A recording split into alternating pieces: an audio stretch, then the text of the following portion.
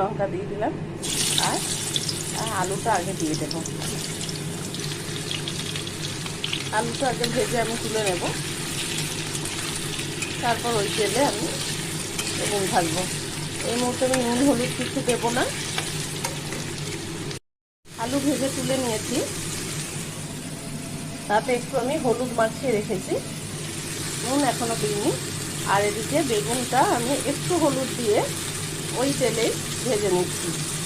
বেগুনে হলুদ দিচ্ছি এই কারণে যে তাহলে বেগুনটা ঘেঁটে যাবে না। নুন আমি একটু পরে দেবো বেগুনে। আলুটা দিয়ে দিলাম। এবার বেগুন আর আলু একসঙ্গে মিশিয়ে আমি এই পর্যায়ে নুনটা দেব। নুন দিয়ে দিলাম।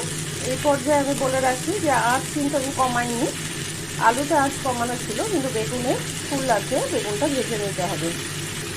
তোমরা চাইলে এই পর্যায়ে লঙ্কার গুঁড়ো দিয়ে দিতে পারো। আমার